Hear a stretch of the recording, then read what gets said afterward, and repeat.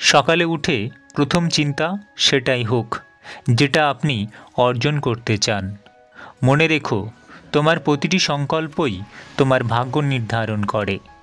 সবাইকে অপমানের জবাব চড় মেরে দেওয়া যায় না। মাঝে মাঝে যোগ্য জবাব কাজের মাধ্যমেও দিতে হয়।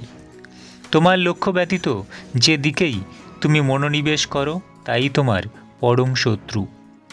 ব্যর্থতাকে নিয়ে চিন্তা করবেন না, কারণ আপনাকে একবারই মাত্র সঠিক হতে হবে। শিক্ষা মানুষকে উন্নত করে, আর অসুস্থতা মানুষকে মানসিক দিক থেকে পঙ্গু করে। যদি তুমি এমন কিছু চাও যা তুমি কখনো পাওনি, তার জন্য তোমাকে এমন কিছু করতে হবে যা তুমি কখনো করোনি। মানুষ প্রশংসা করে লোভে, সমালোচনা করে অহংবোধে, আর সম্পর্ক তৈরি করে স্বার্থে। কেউ সমালোচনা করলে তার যোগ্যতা কমে, আর যাকে সমালোচনা করছে সেই মানুষ যোগ্যতায় ঊর্ধ্বে ওঠে। যাদের নিজ জীবনে নেই কোনো আলোচনা, তারাই করে অন্যদের নিয়ে সমালোচনা। অন্যের ভালো চেয়েছে, ভালো করেছে যারা, উপেক্ষিত, অবহেলিত, সমালোচিত ততই হয়েছে তারা। আমিও তাদেরই দলে, যাদের প্রতিবাদ সীমাবদ্ধ খাতায় কলমে। তবে ভালো লাগে এটা ভেবে যে আমি শুরু করেছি লড়াইটা, আর তুমি এখনও অন্ধকারে।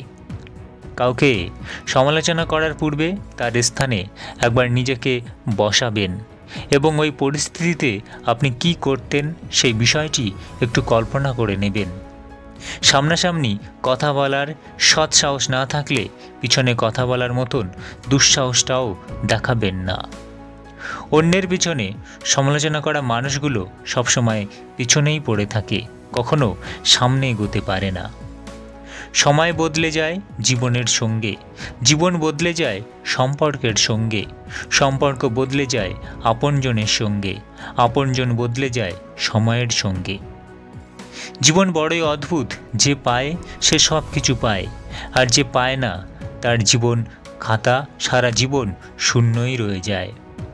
চেহারার সৌন্দর্য কেবল আয়নায় প্রকাশিত হয়, আর অন্তরের সৌন্দর্য আচরণে প্রকাশ পায়।